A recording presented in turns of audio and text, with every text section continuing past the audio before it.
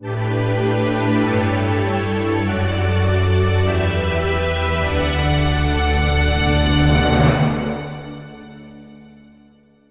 پری تھی جس کا نام تھا عریشہ۔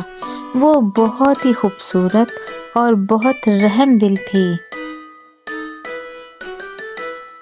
یہ ہے ایک گاؤں جس کا نام ہے ساہیوال۔ اچانک اوپر سے ایک پری کا گزر ہوا تو پری نے دیکھا ایک غریب لڑکا سڑک پہ بیٹھا، بڑی بری حالت میں بیٹھا، پھٹے ہوئے کپڑے پہنا ہوا تھا۔ تو پری نے دیکھا کہ ایک بچہ بیٹھا اللہ سے شکوے شکایت کر رہا ہے۔ وہ بچہ دیکھنے میں بہت غریب لگ رہا تھا کیونکہ اس نے پھٹے پرانے کپڑے پہنے ہوئے تھے اور وہ اللہ سے اپنی غریبی کا، اپنی غربت کا، بھوک کا، افلاس کا شکوہ کر رہا تھا۔ پری اس کے پاس گئی اور اسے کہا، اے لڑکے، تم اس طرح کیوں بیٹھے ہو اور تم نے اتنے پھٹے ہوئے کپڑے کیوں پہنے ہیں؟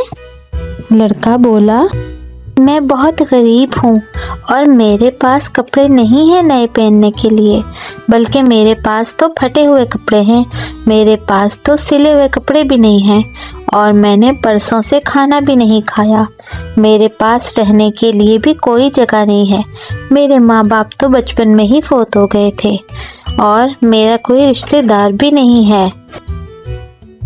پری کو اس کی باتیں سن کر بہت افسوس ہوا۔ پری نے ٹھان لیا کہ کیوں نہ میں اس کی مدد کر دوں تاکہ اللہ تعالیٰ مجھ سے خوش ہو جائے، کیونکہ یہی تو انسانیت کی خدمت ہے۔ یہ کہہ کر پری نے اسے کہا، آنکھیں بند کرو۔ اور کچھ دیر کے بعد پری نے کہا، آنکھیں کھولو۔ تو وہ ایک گھر میں تھے۔ پری نے یہ گھر اس کے لیے بنایا تھا۔ اس گھر میں بیڈ تھا، چیئر تھی، کچن تھا، واش روم تھا، ہر چیز اس کی سہولت کی تھی اور اس کے لیے نئے کپڑے بھی تھے اور اس کے کھانے پینے کا سارا انتظام تھا۔ اور پری نے اس سے کہا، تمہارے لیے یہ سب کچھ کافی ہوگا، لیکن پھر بھی محنت کرنا نہیں چھوڑنا۔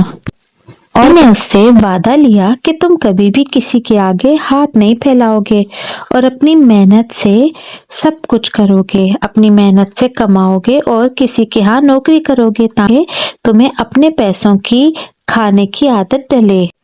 اور یہ کہہ کر پری غائب ہو گئی اور اس لڑکے کی زندگی سے چلی گئی۔ مگر پری نے اپنے دل میں تہیہ کیا تھا کہ وہ اس لڑکے کی زندگی میں دوبارہ ضرور آئے گی، اس کو دیکھنے کے لیے کہ کیا اس نے محنت کر کے کھایا کہ نہیں۔